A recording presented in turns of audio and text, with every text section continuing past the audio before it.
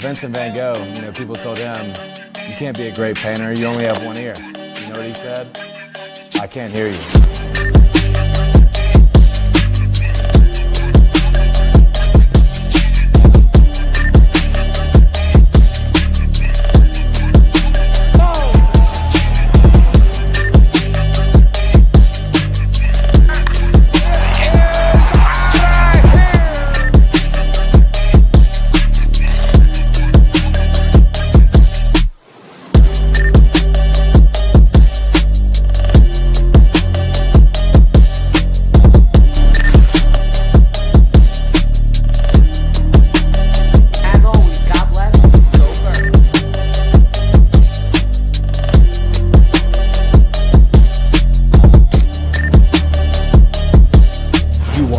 Listening to Sippin' Sports, a Philly sports talk morning show with Chris, KJ, and Dalt. Proudly powered by 302 Birds. Let's take it to the show. Good morning, ladies and gentlemen. Welcome to another episode of Sippin' Sports. As always, we give you that pre-recording disclosure. So if any groundbreaking news happens in between Friday, December 27th at 6:08 p.m., and Saturday, December 28th at 10:05 a.m. We apologize for that. It's not on us. Or if we, jinx anything or curse anything, well, go fuck yourself. That's not on us either. But just kidding. Welcome to another episode. We got a lot on tap for you guys this week. We also have a very special guest that I'll get to in 1 second here backstage. But talking about KJ's beloved Penn State going up in the Fiesta Bowl here on Tuesday. Going to talk about DeSean Jackson coming to the 302. Quinyon Mitchell, hopefully he's the second favorite right now, but what he can do to lock up Defensive Rookie of the Year. I love that KJ shirt's looking swag.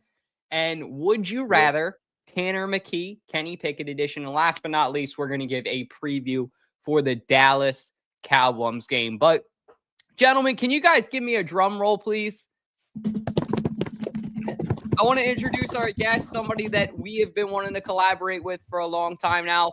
Help me in welcoming Nick Earnshaw from ESPN New Jersey to the show.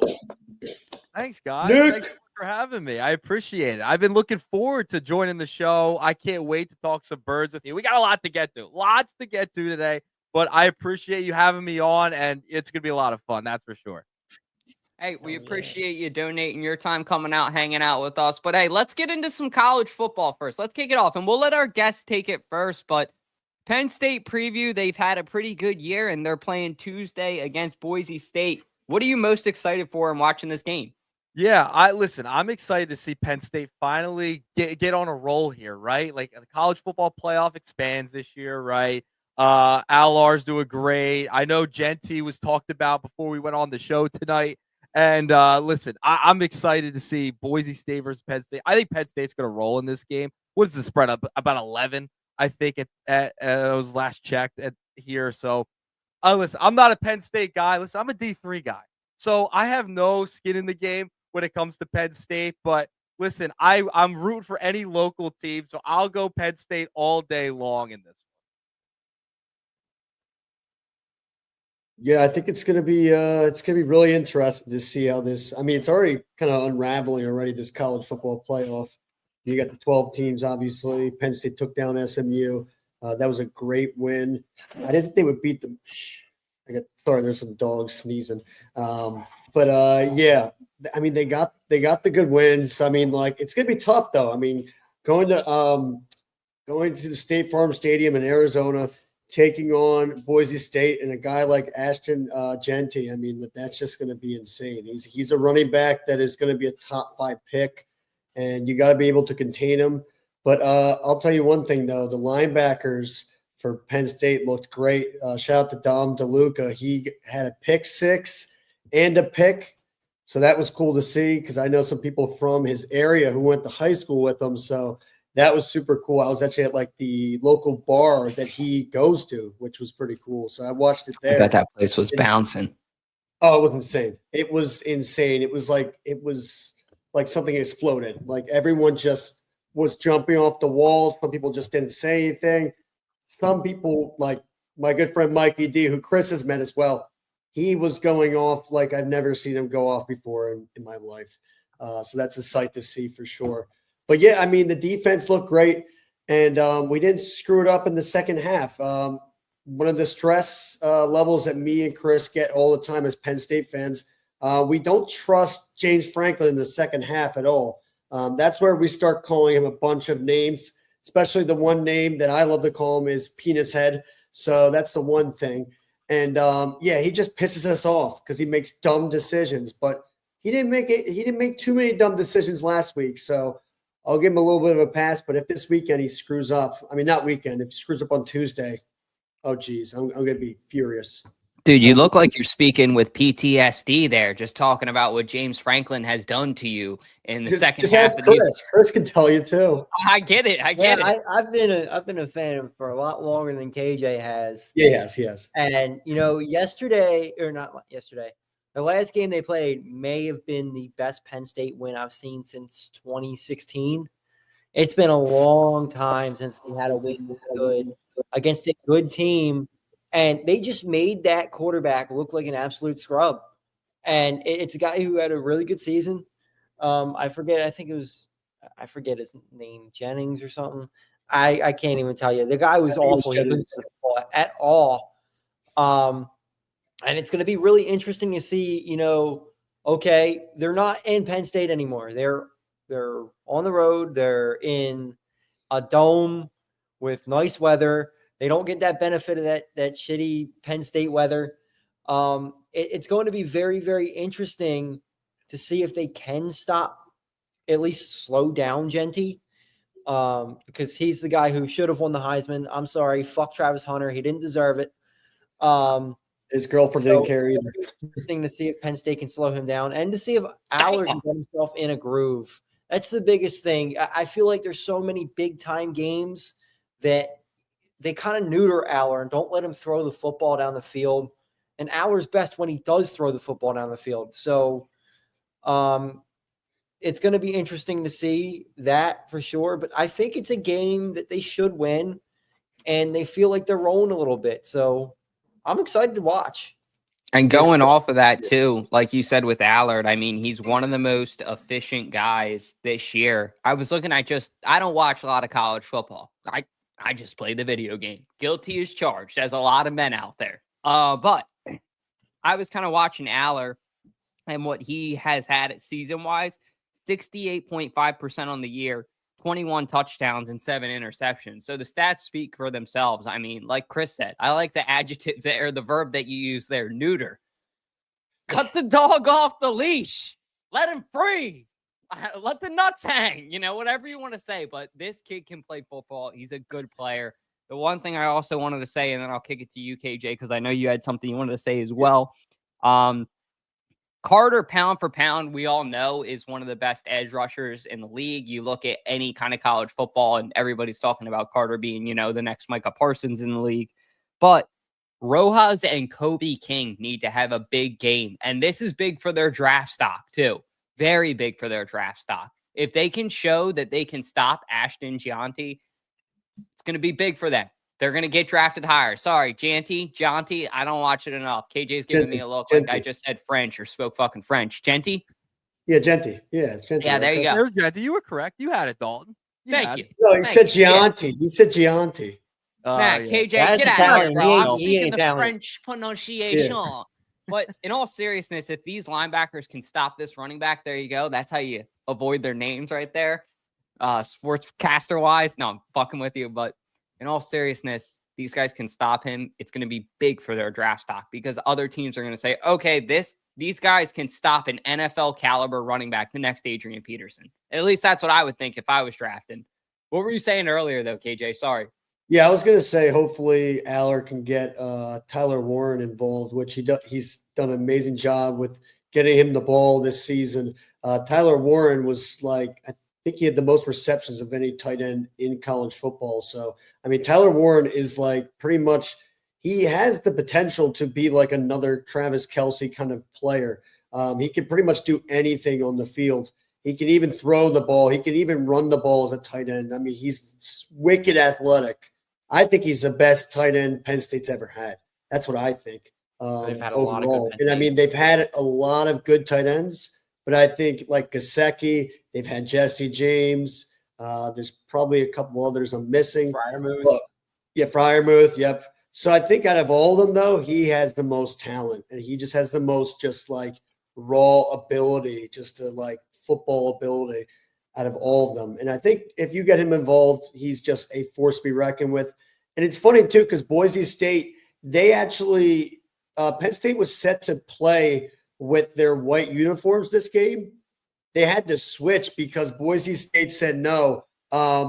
When we win the Fiesta Bowl, we wear our white uniforms. So we're going to go with our white uniforms. So you can't wear white. So Penn State had to switch to blue. So they're going to be rocking their road uniforms. So we'll see what happens with that. That's going to be interesting. But I think Penn State will ruin their Fiesta Bowl record. I think so. So they won't be 4-time champions. They'll still be 3-time. They got to wait a little bit. Get ready for it. I haven't heard people freaking argue about uniforms, I think, since the Eagles and Patriots. And like, you should hear Mikey D then, my buddy. There was Mikey that D. whole conspiracy that I learned about for the first time there and went down that rabbit hole. But hey, I found out some good news this week as far as college football goes. I think I might want to let you take this one next, Mac, because you actually gave me something that's sitting on my desk. His autograph right here. And he's coming to the 302. DeSean. Yeah, he is. DeSean Jackson, man. D-Jack is back. Well, he's back in the area, I guess you could say. But he took a very similar route to his buddy, Michael Vick, his former teammate. Michael Vick just, obviously, if you don't know, he actually just became Norfolk State's head coach, like about maybe like 3 days ago. And then all of a sudden, boom, we hear breaking news yesterday. DeSean Jackson is going to be the head coach of Delaware State. And I thought it was fake at first, but then I saw Dalton freaking out in the chat section, our group chat that we have. And he's like, you don't want to hear the things that I was saying. DeSean Jackson's coming to Delaware. Yeah, he said some crazy stuff. So I'm not going to. It wasn't anything bad. It was just pure raw excitement, and I'll leave it at that. Yeah. It sounded like a kid on Christmas, except if he had 40 years on him. But anyway. Yes. So, but it was. It's very interesting. I mean, I made a TikTok video about it for sure. I think a lot of these players who are kind of away from the game, they really miss it so much. So, what can you do as a secondary thing to still be involved with the game and still kind of feel like you're playing? It's coaching. I mean, you see a lot of former players doing that. The Harbaughs, they were quarterbacks in the NFL. Deion Sanders, I mean, he was obviously a superstar cornerback. I think the best quarterback of all time.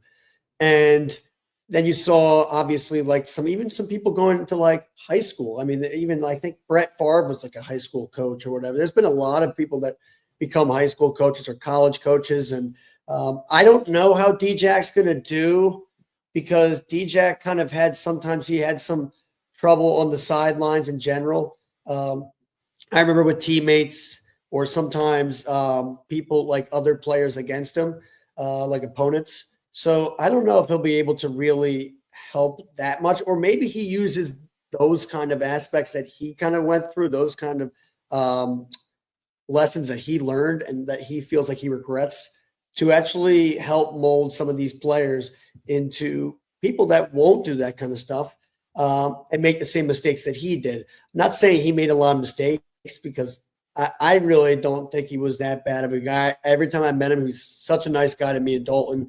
We met him the other time. So I've always been a big fan of him. I know Chris has as well. Pretty much a lot of people, if you're an Eagles fan, I mean, you grew up with this guy, DeSean Jackson, and Mike Vick. Just the duo was just unstoppable. But I'm happy for D-Jack. Very happy. We'll see what he can do at Delaware State. We'll see. Nick, how you feeling about it? Yeah, so this is funny. I was on the air when this news dropped, and it was like, whoa, where did this come from?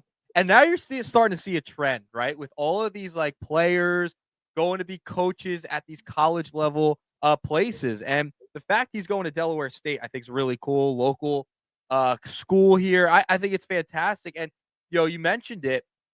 that Mike Vick just signed to be a head coach too, and they're in the same conference, which is crazy. Mhm. That's what's fantastic about this. So I thought it was really cool. And you're noticing a trend that DeSean Sanders has started, right? And you're seeing a lot of these players who are, a little older, in their 40s, maybe 30s as well, becoming head coaches at these smaller schools to get their feet wet. Now, Delaware State, they were 1-11 this past year, so he doesn't have too much to do to surpass that record. Who Lee Hole was dismissed at the end of the month. So, listen, they have a shot to do something special and have DeSean Jackson lead the way. And remember, we are in a different time. It's a different type of player, right, than years ago, right? And DeSean Jackson, Deion Sanders, a guy like Mike Vick, these are players that were just recently in the NFL, not too long ago, more so Mike Vick and DeSean Jackson, but they can connect to these type of players, right? These young students coming up through the ranks. So I think it's fantastic that, Jackson's doing this. I'm very excited to see what he's going to be able to do as a head coach because it's fascinating. Came out of nowhere. And, it's cool. I don't know if you guys knew that DeSean Jackson has a Amazon Prime documentary coming out in the fall. That's going to be interesting. I wonder how much of this is going to be played into that documentary. I'm excited to see some of the behind the scenes if they implement this at all. Yeah, this is going to be a really really interesting cool. perspective now. I remember watching that E60. That was entertaining to watch years ago. But I will ask, before we get to the other guys, I will ask you this, though, Nick. Do you think that having a guy like DeSean Jackson, do you think that there's going to be some players on Delaware State that are like, oh, my gosh, that they're starstruck, and they're going to be like, I looked up to you and was watching you as a kid, as an Eagles fan, and now you're my freaking coach. Like, they're probably flipping chairs over and flipping tables over right now, going crazy. Well, yeah, it's going to help out recruiting. That's for sure. Mm-hmm. Definitely. Right. Yeah. Like, who wouldn't want to go play for DeSean Jackson, especially in this area, right? Like, that would be awesome. So I think in that aspect, it does help. And, when you have a guy like that, and DeSean Jackson, listen, he has no head coaching experience whatsoever, right? So what does he have to do? He has to surround himself with the right people. And that's going to be interesting. Like, who's going to be DeSean Jackson's assistant coach? Maybe he brings LaShawn McCoy with him. Who knows? Maybe he takes him for the TV gig. I don't know if that'll happen, but I could see him surrounding himself with some really smart football people, and that'll only help DeSean Jackson as well as the young athletes there too. So you've seen Deion Sanders do it, right? Like, he is kind of the guy everyone's going to look to like, all right, how did Deion do it? How can I do it better? Essentially, like, he is the guy who started this kind of trend with going to the lower level ranks of college football and then building yourself up and building those programs up. And, he's got a lot of work ahead of him. Team has not been over 500 since 2012 when they were 6-5. So I think he's going to surround himself with the right people. And that's what I'm excited to see. So I think DeSean Jackson, I see him being very successful with this. I could totally see it. I think it's going to benefit him for sure. Chris, how are you feeling about it? To me, I feel like this is just like a massive publicity stunt. Who knows about Delaware State besides people that are in Delaware? And even people in Delaware probably don't really know much about Delaware State, especially that, Well, now they do. Now they do. Exactly. That's why the publicity stunt makes sense. I don't see DeSean Jackson being a great head coach. He does not seem like the head coach type. I just remember all the boneheaded shit that he used to do on the field, and I'm not sure how that's going to translate to him being a coach. Like, don't you guys remember when he dropped the ball at the 1 yard line when he was going in for a touchdown? Like, I'll never forget it. Yeah. Like, I don't see him being a great head coach. Now, I think the most interesting storyline here is when Vic's team plays DeSean's team, what's going to happen then? But honestly, like, Delaware State can't do any worse. Like, you had one win last year. You're not going to do worse than that. So, even if he wins 4 games, that's a success for Delaware State. And there's going to be people that go to Delaware State just to see DeSean Jackson. So, that's awesome. It's a good publicity stunt at the very least. And like Nick said, the only way is up when you're fucking 2-21 in his whole career at Delaware State. That's ass. Like, how do you even still get employed? That's robbery at that point. You should have to hand in some of your salary because that's just disgraceful. The one thing I did want to say, I was very interested in the point too of like, why is publicity stunt could be a thing? Why is Delaware State hiring a guy that has no head coaching experience when the team hasn't been? The reason why Chris says to my Delawareans out there, look, I love you guys. I do. But what Chris said, even though it pulls at the heartstrings, he's not wrong. Nobody knows what Delaware State is. Even people in Delaware don't know. The reason is Delaware State hasn't been relevant since like 2007, 15, 20 years ago. So that was like their last good era of when they were relevant. But now that DeSean Jackson's there, now he's going to be bringing in prominent players. And the game that I am most excited to see this year is obviously that Norfolk State game. Norfolk State, is that it? Yeah, Norfolk State. That's a tongue twister for me. Anyway, I'm excited to see that game against Vic, blah, blah, blah, blah. What I'm really excited to see is on my home tax-paying grass when DeSean Jackson comes here, August 28th, 2025, and the Route 1 rivalry will be restored in Delaware. That's the rivalry between the Delaware Blue Hens, where Flacco graduated from, right here in Newark, Delaware, at the top of the state, and then centrally in Dover with Delaware State Hornets. But, man, it's an exciting time. I mean, DeSean Jackson even said in his own words, it is a once-in-a-lifetime moment for this new chapter at Delaware State. And last but not least, the one thing I want to say is he's transitioning into that unk role. He has already kind of been an unk before. We all know it. Him and Shady are loving and embracing the unk. But he did coach high school before, just not head coaching. He was a punt return specialist at Woodrow Wilson High School in California. So I looked it up today. I'm like, oh, okay, that must be his alma mater. Didn't even go there. He went to Long Beach. Poly, yeah. He went to Poly, yep. I don't know what his deal is, or if maybe one of his siblings goes there, or one of his kids, or one of his cousins, or a family member, or a friend. But I haven't figured out what that connection to Woodrow Wilson High School is. But once I do, I'll let you guys know. Regardless, congratulations to DeSean Jackson. Congratulations on this new chapter in your life. Best of luck to you head coaching wise. And I will be a fan of you attending the games. Even as a Blue Hens fan, I'll be rooting for the Blue Hens. I will be rooting for the Blue Hens August 28th. Let me be evidently clear about that. We'll all go. Yeah, we should all go. It'll be warm out still, and cool. It'll be a fun game. But there will always be a part of me that says, okay, D-Jax, I'm rooting for you. That'd be dope if they start making like Delaware State DeSean Jackson jerseys. That would be sick. I mean, what do you think? This is like the longest yard he's going to coach and play? No. It's like cool though. It's like, because like, you know how like for Colorado, they're doing that with Deion Sanders? No, I thought it was because his kids play for the team. No. There's none of them wear 21, I don't think.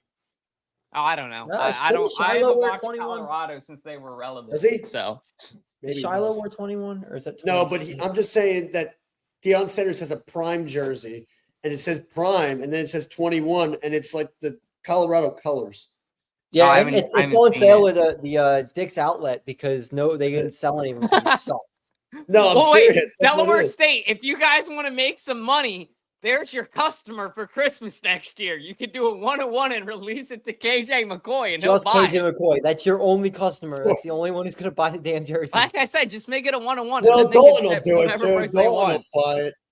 I love it. I don't need a DeSean Jackson jersey if he didn't play for the team. I'm good. I'm fast. Yeah, get his Cal jersey. Just stick with the Cal jersey. Just not Delaware State. Stick with the Cal jersey. Just stick with his alma mater.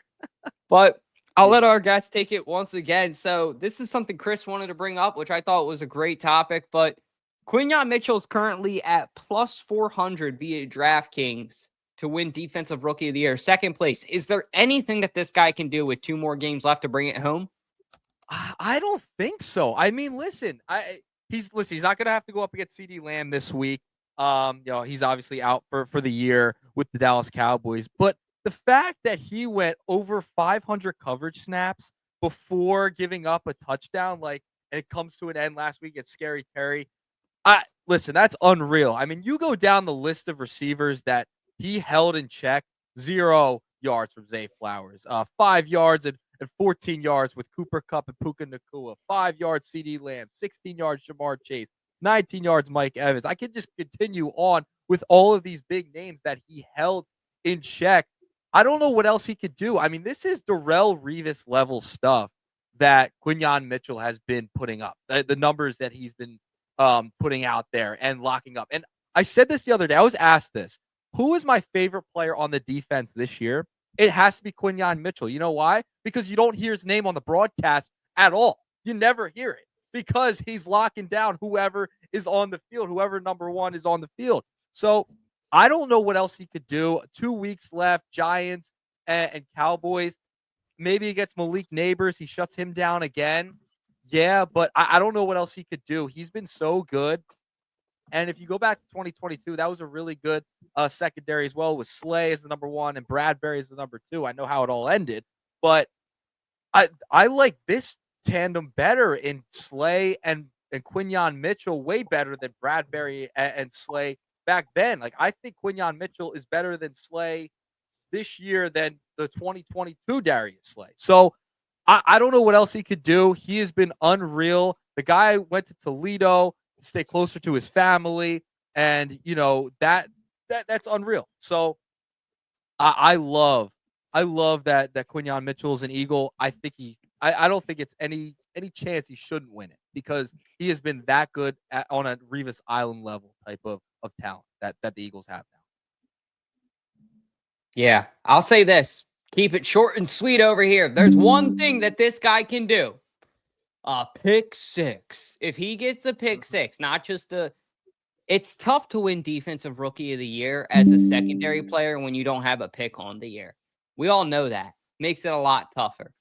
But if he gets a pick six, not just a pick six, and can house that shit, not only is Lincoln Financial going to go nuts, but it wouldn't just be a pick six. It would be a pick six at home against Dallas. There's something to that. So I'll say if he gets a pick six, he's got it. You need the highlight tape then. So you want the highlight. He needs the highlight to add to his resume. He needs that one that just puts him over the top. I like that. I think if he gets a pick six, a pick one would do it, but a pick six against the Cowboys would do it. That's my hot take.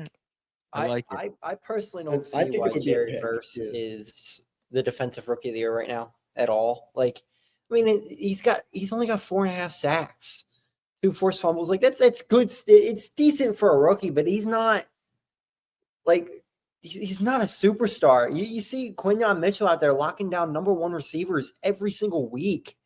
Like, I don't see the hype with Jared Verse over Quinyon Mitchell. And, it happened last year. Carter was a better player than the guy that won for the Rams last year. I don't understand. I guess it's the stats, but if you watch these guys play, Quinyon Mitchell is locking down number one wide receivers on good football teams. It's just, it's kind of like blowing my mind right now that Jared Verse is not just ahead, but that far ahead in this race. And maybe there's a ton of pressures. Maybe that's what it is. I mean, I don't watch Jared Verse enough to see that. But, I mean, just looking off the stats here, 4.5 sacks, 2 forced fumbles, like, that's decent. But that's no better than what Nolan Smith's doing this year.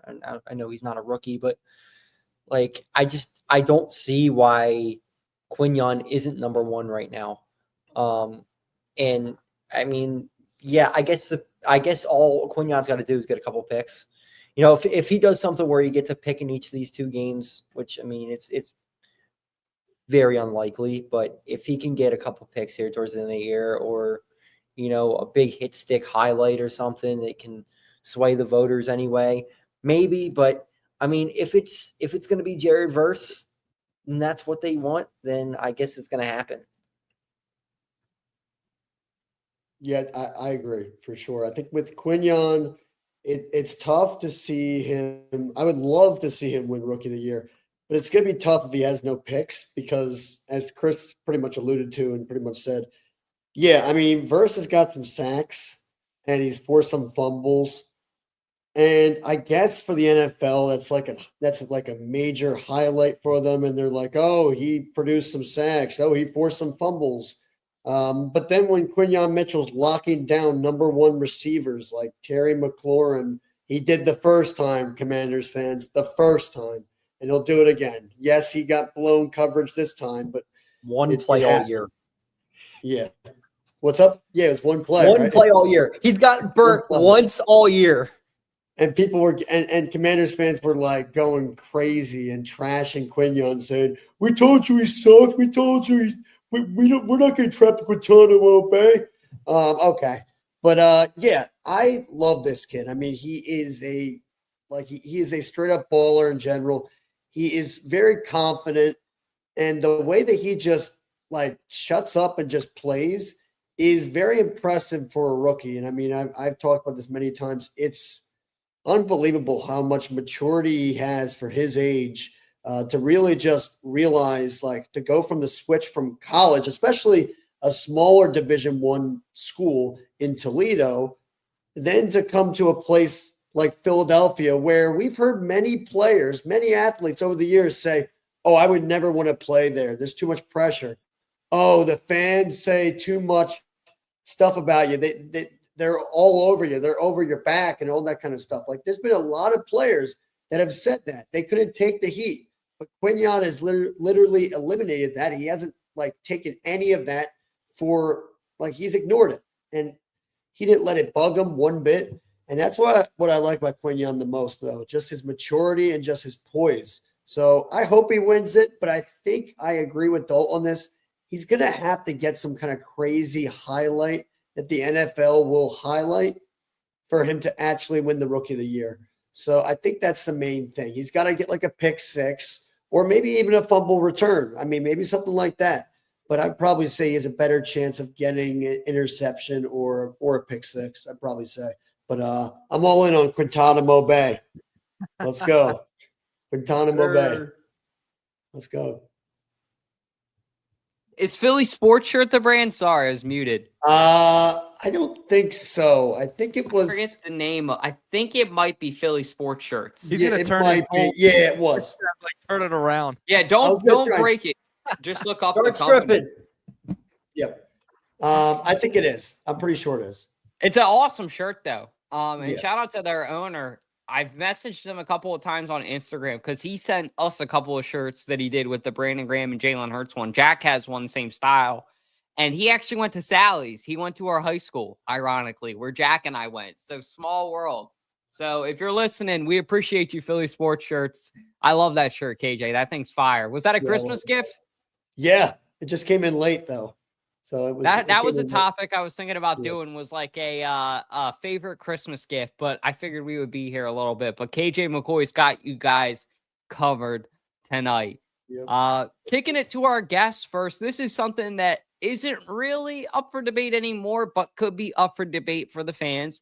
We know Kenny Pickett is going to be the starter, but who would you rather see out there? Would it be Kenny Pickett, or do you want to see McKee at this point? Listen, I'm gonna stick with Pickett. I mean, listen, he's won games before. It's the Kenny Pickett experience. We never wanted to get to this point anyway. But I'd lean Pickett. Tanner McKee doesn't have a lot of experience. That's why I would just go with the guy who has had more experience. And listen, yes, Saquon Barkley in the backfield, so you can kind of hide Kenny Pickett's weaknesses a little bit heading into this game against Dallas. And listen, it's against the Giants. It's against the Cowboys. He was okay. He didn't do anything that bad against the Commanders. I know he had the one turnover, but I'd lean Pickett just because he started in this league before. You signed him as the backup. You're not going to put Tanner McKee in over him. I know he had the rib injury this week as well. So who knows? You don't want to be down to Tanner McKee and Ian Book. I mean, that's what you don't want to be. That's like DEFCON 5. That can't happen. So I'd lean Pickett over McKee just because he's been there before. I know people are frustrated with him, but he wasn't too bad. You signed him as a backup for a reason. I'm in on Pickett. I'm not going to go the Tanner McKee route. I have to stay with the Pickett side. Chris? Yep. Pickett made the throw last week to win the game. It was dropped. He did. But that was the throw. He made the throw. They should have won the football game. So I don't even know why this is really a debate. Kenny Pickett played with a I don't know if it's a broken rib, but something wrong with his ribs. It's hard to throw with, and he made the throw. So against a better team that they're playing this week, he's got all week to prepare for this game. He's facing a backup quarterback.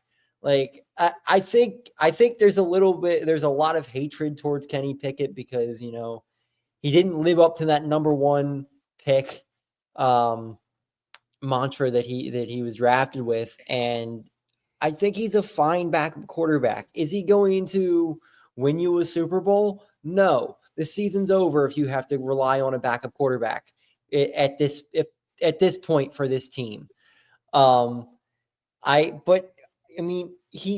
you look at this team compared to the 2017 team that Nick Foles wound up leading the Super Bowl, this team's got a lot more weapons than that team did. You have a much better running game that you can rely on with Saquon. You got much better receivers that you can rely on. So I actually feel like really confident in Kenny Pickett right now. And I don't know if it's just like, maybe it's just more, I keep seeing the hate towards everything, the hate towards Sirianni, the hate towards Pickett. I just feel like these guys are going to figure it out. And I mean, maybe I'm not expecting 300 yards out of Pickett or anything like that, but I could very easily see a 200-yard performance where he throws a pick and throws a touchdown. They win the football game. Like, that's all they really need to do. Win the game, rest your starters next week, and let's get that number 2 seed. Mac? Yeah, I am on the Pickett train. I agree 100%. I think, you know what, though, the Tanner McKee thing, I know a lot of people like Tanner McKee. He has good preseasons. But when it comes down to it, I mean, Kenny Pickett had 1 pick in the game. He threw for 2 touchdowns. And as Chris said before, he would have had 3 touchdowns probably if Devontae Smith caught that ball. So, I mean, that's the bottom line. He had a good game. I hated how people were saying just because we lost by 3 points that he had a horrible game. That pissed me off because the guy came in the game, I mean, not thinking that he was going to even have a minute at all in this game because Jalen was giving the Commanders a run for their money in the first quarter. He was. And then obviously the whole injury happened like that, and they had to switch it up. And they said, Kenny, go out there. And that's what they did.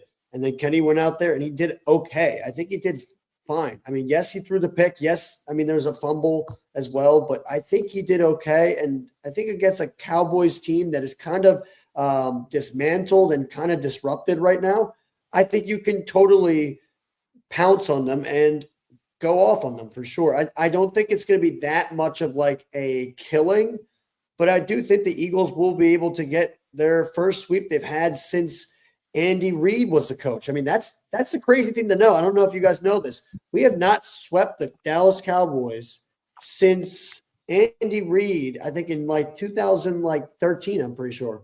Like 2013 or like 2012 or something like that. Maybe it wasn't 13. I think it was 2012. But the crazy thing is I feel like, yeah, they're going to be fine. I think with Pickett, though, I mean, he was an Eagles fan growing up, so I think he knows the magnitude of this game for sure. He knows the rivalry more than anyone on this team, I feel like, because he actually lived through it. He grew up in Jersey. His dad was from the Philly area. I think it was like more northern Jersey, but he grew up out there and he was an Eagles fan. So I think he understands the magnitude, and I think obviously he's got the ribs injury. He's going to play through it, and he's going to try and get this game for us and clinch the NFC East, and I believe in him. I do. I believe in him so much that literally my old Hassan Reddick Kelly Green jersey, I'm putting a temporary Pickett patch on it. That's what I'm doing. Straight up. I'll say this to keep it moving about Pickett. You guys pretty much took the words out of my mouth. The only thing I want to say is give the kid another game. He didn't do anything wrong. He did everything that he's supposed to. So the beautiful part about football and a team sport is if he sucks ass, or if we feel like he sucks ass, or Sirianni does, you just pull him and then you put in the next guy. The one thing I do like about all 3 of these QBs is they all played at a high level in college football. You look at Pickett with Pitt, he was a Heisman contender for a little bit there when he was with Pitt. You look at Ian Book, he had a great career with Notre Dame, and also McKee with Stanford. These are all top tier college football programs. They're serious, these aren't just college football. These are like organizations. When people show up, it isn't, hey, here's 2,000 or 3,000 people for a JUCO game out somewhere in North Dakota or South Dakota. No, Delaware this State. is 20,000, 30,000, 40,000 people. Yeah, Delaware. Thanks, Chris. I appreciate you throwing us under the bus. Go Hornets. This is, these people, what I'm trying to say is these colleges create economies. That's the proper way to put it. Like the Philadelphia Eagles, there are so many radio outlets and radio stations that can talk about the Eagles. And that's the beautiful part. Everybody can all eat. There's enough to go around for everybody. That's how it is with these programs. So these guys are used to a high-level football market like Philadelphia. They're built for this. They're ready for this. So whoever it is, I'm confident with them out there. And I think they're all winners. So if somebody's not winning, yank them and put in the next winner, because you just keep pushing the right button until you get there. I'll add one thing about us as Eagles fans, right? We love a preseason story, don't we? We just love a underdog Paul Turner preseason. I mean, we all have one. We all have a favorite from years past, and Tanner McKee has been a favorite over the past 2 seasons. So I get why there's people that want to see Tanner McKee. But we also have to remember, Kenny Pickett struggled a lot, in part because Pittsburgh's offense was terrible under Matt Canada. I mean, it was horrible. So we have to remember that too. The guy came off the bench cold. I mean, didn't do anything to hurt the Eagles last week. You mentioned it. Devontae Smith dropped the ball. I mean, that doesn't happen very often. Only happens to the Eagles with Saquon Barkley against the Falcons and then against the Commanders. You can't make it up. So you got to give Pickett another chance. If he's so bad where you have to pull him, you pull him. But I just don't see that happening. I think he's a competent backup quarterback. And, if he gets the right opportunity, he's had a full week to prepare. He was taking first-team reps yesterday. So I don't see why not. I think they'll be okay. They're going to run the ball anyway. This is the run-first team. And now you have a backup quarterback. They're really going to rely on the run. I think you're going to see Saquon get into the game, into the passing game a little bit more. Hopefully he catches it. Let's hope he catches the ball. But I think that's what you're going to see a lot of this week. They're not going to ask him to do too much. It's just not going to happen. Even though Dallas has played well over the past couple weeks, Pickett is he's the guy. You got to go with him. Tanner McKee, can't do it. Not even close. Well, getting into our preview, because you alluded to it a little bit here, what do you want to see the Eagles game plan wise to beat Dallas with your starting QB out? Yeah, this is going to be a fascinating game because the Cowboys have, even though they've been eliminated, they haven't really given up yet. They want to play spoiler. But listen, their total defense, they're ranked 27th in the league. This is not a very good defense. I know they've gotten a couple of guys back. Micah Parsons is back as well. But against the rush, they're ranked 28th. You got to run it with Saquon this week. Maybe let's let Saquon get really close to the record. How about a 200-yard game? Let's get that out of Saquon this week. And then he only has to come in for a couple plays to get the record next week. I know Eric Dickerson doesn't want him to get it, but I think you got to run it down the Cowboys' throat. You're at home. I don't know if it's going to rain. I saw it might, but now it might not. But this is a team that's going to have trouble against Saquon Barkley. They allow 135.9 yards on the ground. 30th in points per game from their defense. The only thing the Cowboys defense is good at is their fourth and third down efficiency and stopping teams on third down. So listen, you got to run it with Saquon. Another aspect looking at the defensive side for the Eagles is, can they get to the quarterback? I want to see the pass rush, step up a little bit this week. I didn't think they were very good last week. And then that goes the same with the offensive line too for the Birds. I don't think they played their best football last week either. So in the trenches, I need to see improvements back to their normal selves overall and just run it with Saquon down their throats. And let's get on to the Giants, have a nice little bye week for the starters, and then move into the postseason. Heck yeah. The one thing I wanted to say really quick, why the hell would they tell us that CeeDee Lamb isn't playing that early? It's like they basically do the opposite of Nick Sirianni. Nick Sirianni will wait till 5 minutes after the game starts to tell you the injury report. Oh, shit. Yeah, he does have a left finger injury. We probably should have told you about that, but we didn't. Surprise. You didn't game plan. It's an advantage when you think about it. It really is. You got to be careful with it because it's not like the NBA where, you can get in trouble for it, but you got to be better about it. And I think as fans, we want more communication. When Jalen Hurts is showing up to the game with a broken finger, it looks like, and it's not a broken finger, but it might be, but I don't know what it is my point. But he's got some kind of a little cast on his left finger. Something might be up. That may raise some questions. So as Eagles fans, I think just more communication. I saw Chris had a tweet on it today that I thought was exceptional as well. This guy has one loss after a historic 10-game win streak that he's done for basically the third year in a row. They're back in the playoffs. They're Super Bowl contenders again. Why are people hating on him? Maybe it's because he picks fights with Zach Ertz. But I'm with you, Chris. I think, hey, it's all in the love of football. You know what I mean? He'll hop on a Zoom call with you and apologize if he needs to. Yeah, I mean, it's getting ridiculous with all the Sirianni hate. I'm sorry. I feel like I'm like jumping on the Sirianni bandwagon all of a sudden. Like, it's not that he's the best coach in the world, but like, team's fucking winning. What else do you want? Like, all they're doing is winning games. They lost a game where their quarterback got hit in the head in the first quarter, and their star safety gets thrown out of the game for. I still don't know what the fuck he did. Like, the bullshit that happened in the last game, and they still only lost by what, 2 points, 3 points? They lost it in the game. 3 points, like, yeah, like it's bullshit at that point. The biggest thing for me with this game is they got to be able to figure out a way to run the ball. I know the Cowboys are going to stack the box. They're going to do that. They're going to play 9-man fronts. They're going to play 8-man fronts. You got to figure out a way to get Saquon Barkley in space, whether it's a screen pass, which I was really hoping they were going to do at some point. I mean, they were blitzing every single fucking play. Just throw a little screen pass behind it. Saquon's going for 30 yards. But yeah, I mean, screen passes, run the football. But don't be afraid to throw the ball deep to AJ every now and then. It might not be a completion, but it might be a penalty. And that's where I feel like that's where they can get the Cowboys on the ropes a little bit. They're not going to win this football game with the offense, but they just need to be able to not lose it with the offense. Take care of the football. Turnovers can't happen. Run the football and play good defense. It's pretty simple.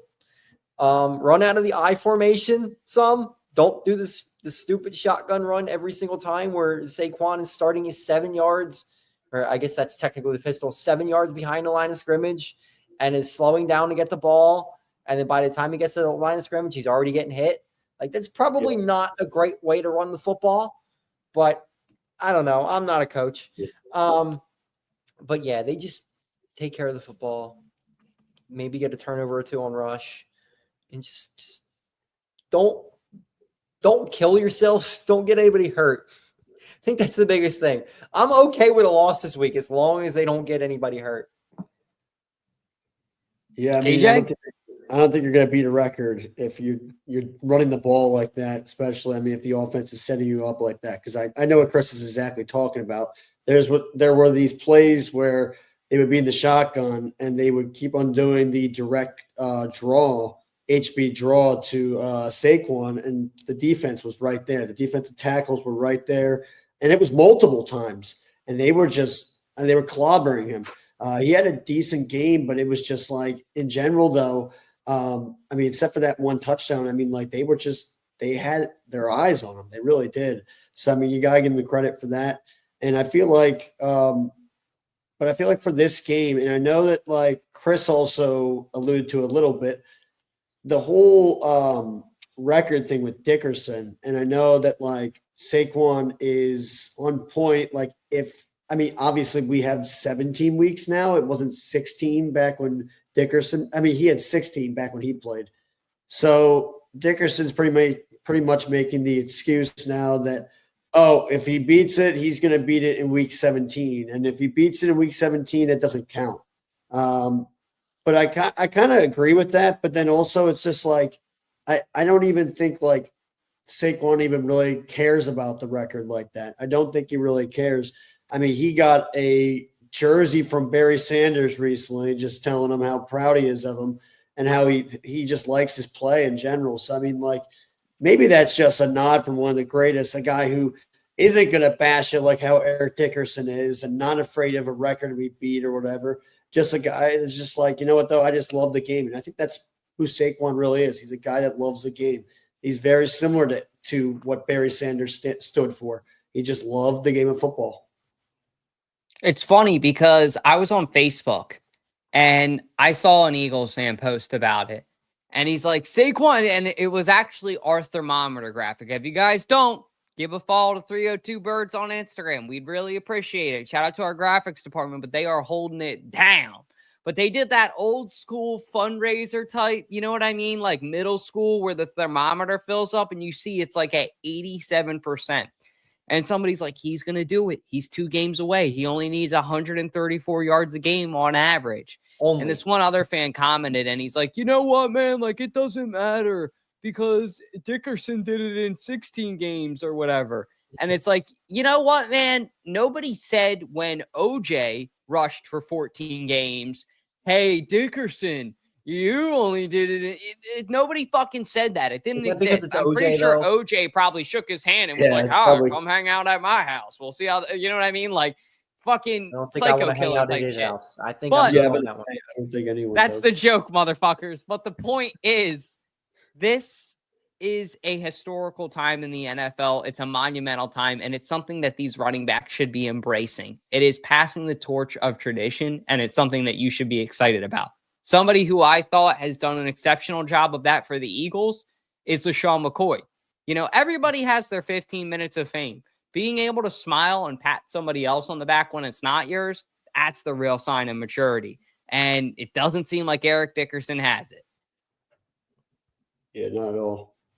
No, not How at are you all. feeling about it, Nick? No, I mean, here's the problem. We just saw a documentary come out. They put a promo out for Brett Favre and Mark Gastineau, right? And he was still upset about Brett Favre taking a dive for the record for Michael Strahan getting the sack record. Like, what is with these older players getting so upset to have their records broken? Records are meant to be broken.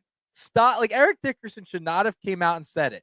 Like, you cannot come out and like, he changed his tune, it felt like, too, because there was a couple of weeks ago, he was all happy for Saquon. He did an interview. And all of a sudden now, he's changing his tune a little bit. Well, if he gets it in 17 games, who cares? And I agree with you. Like, when OJ had it in 14 and now Dickerson had 16, it's one extra game that Saquon could get it in. Like, why are you so upset? Why even comment about it that you don't want him to break the record? Like, I think that's crazy. Records are meant to be broken. You're supposed to pass the torch on to the next generation. And, you know, the game evolves. I don't understand why Dickerson is getting so upset and, like, you know, coming out with these comments all of a sudden, you know, when it's getting really close. Like, he probably thought before, you know, he's probably not going to get it. He might not get there. And then now all of a sudden he's pretty close and it's within reach. So, yeah, I have a problem. And the fact that these older players, and Gastineau was, you know, he wasn't a great guy anyway. I mean, his teammates didn't even like him with the New York Sack Exchange. But seeing that video and now seeing Dickerson come out and kind of, you know, throwing a little shade towards Saquon, I think it's a little beneath them, I feel like. You know, let the guy break the record. If he breaks it, he breaks it. If he doesn't, he doesn't. So I hope he gets it. I really would love to see that. I think it would be awesome. I hope, you know, he gets a ton of the yardage this week, but heading into next week, you know, if he only has to play one half, that'll be great if he can get that record. Yeah, that was interesting, that whole Mark Gastineau thing, because I did see that there was even a clip from when that record even happened, and I think the game was in New York, if I'm not mistaken, Yeah. or Green Bay. And he was there. He attended the game, and he was hugging Strahan after the game.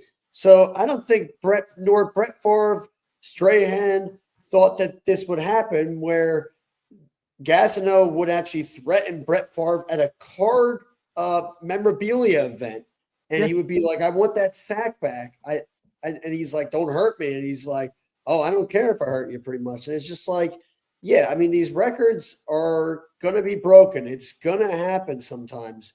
And you can't be salty about it at all. And I mean, it just shows that that guy, Mark Gastineau, was very selfish. And apparently in the interviews too, the other players said he was selfish. So, I mean, like that guy, I mean, maybe there's a real reason like that why that guy is not in the Hall of Fame.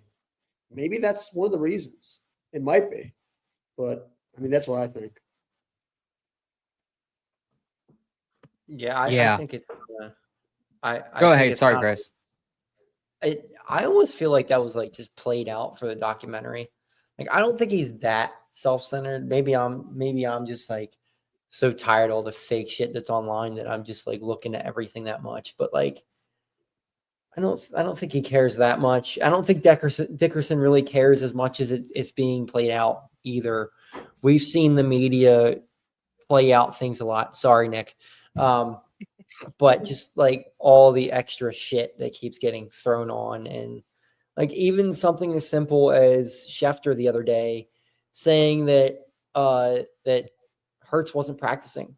Well, the whole team didn't practice, so Nobody it wasn't practiced. like nobody practiced. So I don't know why this was such a big thing. But I think it's kind of just impressive at all that Barkley's in this position to even be close to the record. I mean, I told you earlier in the season, I'd be happy if he got 1,000 yards. I also didn't think they were going to use him as much as they did. But again, just I don't think Saquon cares about the record. He probably cares a lot more than he leads on, because I mean, think about your legacy. Just talking to your daughter, like, yo, I broke the all-time rushing record. Like that's just something that you can't say unless you did it. Like, even like a Super Bowl, multiple running backs win a Super Bowl every single year. Not many people break the rushing record. So I think Saquon's been a little bit casual about that, but I hope he breaks it. We'll see. I was baffled when I saw it because there's like politically correct answers to say and then not politically correct answers to say. And 98% of society is going to give you the politically correct answer. So anytime that somebody doesn't, you're like, whoa. And it's almost like, oh, grandpa's pissed. Like, and the thing is, if you play Madden, no, I'm not pissed. I'm not Woody, the owner of the Jets. I'm making decisions based on Madden. But the point I want to make is if you played Madden Ultimate Team, you know how dominating of a player Dickerson was. We never got to watch Dickerson live, right? I'm not going to sit here in front. Yeah, Dickerson was, one of the best running backs I ever watched. His my stats two are eyes. fucking What insane. the fuck are you talking about? Like, you weren't alive in, like, the fucking 80s. Like, Yeah. you were not even a glimmer in your dad's eye. So you got That sounds like a lot of the Cowboys fans we listen to nowadays. my guy, or somebody, one of the best running backs I've ever laid eyes on. Touch, dude, you're like 12. What are you talking about? Like, you just got here. You barely even saw Adrian Peterson. What do you mean, Dickerson? Anyway, all jokes But they played aside, in LA though. all jokes aside, the thing I want to say about this is this wasn't the politically correct answer, and I wonder why. Like, I wonder if he met Saquon at an event and if Saquon rubbed him the wrong. Like, Saquon's a popular guy right now, right? There have got to be a lot of people that want his attention. He's very he is the best player in the NFL right now, player-wise, when you look at what he's doing per position. But as far as NFL goes, where it's the MVP and it's a QB's award, there may be some debate with that. But regardless, he's definitely number 2. My point being, I wonder if him and Dickerson had an interaction where he rubbed Dickerson the wrong way, because there would be no other reason why I feel that Dickerson shouldn't want to see the torch passed. You know what I mean? Like, and my thing too is if you don't want to see Saquon Barkley break your record, it's like, who the fuck do you want to see you? Like, this is the nicest guy ever. This is a dude that's going to truck you and then say, hey, thank you, man. I really appreciate that. And then keep running upfield. He's the nicest guy ever. He does his job, but he is so gracious off the field. So I'm really perplexed as to what the hell happened with his Dickerson interaction. Something had to happen. I think it's like an ego thing too. Like it's just, I mean, I think that's really what it comes down to, in my opinion. I don't know. Like, how could it just seems like Saquon is such a nice guy, right? And Dalton, you mentioned it. Like, if he trucks you, he's gonna say hello, great to meet you, and I'll shake your hand. Like, I mean, it can't be an interaction. There's no way. I think it's Eric Dickerson's ego. I really do. I just think it's that simple. Like, he doesn't want his record to be broken. I think it's that simple. Like, there's some people out there that would rather, keep their name in the conversation at the top, right? Like, does he feel like something inside of him, he's going to go irrelevant? He's not going to be in the conversation of the running backs anymore? Like, I don't understand. Like, you'd be number 2, dude. Like, that'll be talked about for years and years and years. It's an ego thing for me. I think it's totally Dickerson just saying, yeah, I want my name to be still at the top. I don't want him to break it. 17 games. I did it in 16. Mine should still stand. I think it's that simple, to be honest. And you know damn well every time he sees him at Sunday Night Football or whatever it is, he's going to go, hey, but you did it in this, 17 games or something. It's going to be that slick little where Saquon Barkley, that's why I wonder if they're just going to give him the ball this week and let him go. Like, there is that possibility that he could have a 275. I think he's 268 away. Yep. And it's been done before. It's very rare. It is very rare. But if there's a team that he could do it against, how awesome of a Christmas gift would it be to see it live this weekend? Saquon Barkley going for that many yards. His former teammate, though, at Penn State, it could be tough. Mike, it could be tough, but I'm just saying if it happens, it would be cool to see, because other than that, this game has no meaning. Like, it really doesn't. There's no significance, or if you're not an NFC fan, you're not going to be watching this game. One more thing on this, 16 game versus 17 game thing. Also got to look at the attempts, or the carries. Dickerson had 379 carries when he won his rushing title. Right now, Saquon's got 314. So if he ends with less carries and ends up with more yards, to me, that's more impressive than the whole games thing. I mean, it's really, to me, about carries than anything. And Dickerson had another year where he had 404 carries and he only had 1,800 yards. So, you can talk about the games all you want, but to me, it's more the carries and the average than anything. But yeah, that's my last. That's a great stat. I love that you brought that up, because that fucking dude, that skins the cat. Just like that makes it real clear cut, simple. How many times did you touch the ball in a season? It ain't simpler than that. And wait, what was the difference? It was 314 to 379. Yeah, and I don't think Saquon ends up with more than 379. And if he does, they're running the ball too damn much at that point. Yeah, like, let Kenny throw a little bit. Like, let him throw a little bit against the Cowboys. You don't need to run. I don't want my boy getting hurt. Get game with the ball a couple times too. Yeah, like Kenny G Rocket. Let's go. Yeah, it's insane to me. KJ, did you have any thoughts on it? I thought I already talked. I just talked about it. I didn't know if you had any final thoughts. Sorry, my bad. What to say? I just talked. No, I mean, everything's been covered. I feel like I think we're good. Yeah, that's it. That's it, guys. One thing I want to say before we wrap up here in a second and shout out our guest one last time. If you guys aren't doing anything on Sunday, and if you guys want to come down for a good old time, come down to Lincoln Financial Field, Lot D.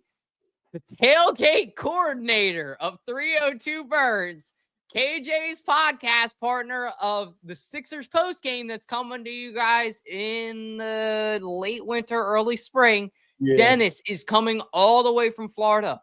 Nolan, our videographer, Bird Gang Graphics, the guy who does a lot of our graphic work, he is coming all the way from Massachusetts. It's going to be our biggest tailgate yet. I mean, what are you expecting from this tailgate, Mac?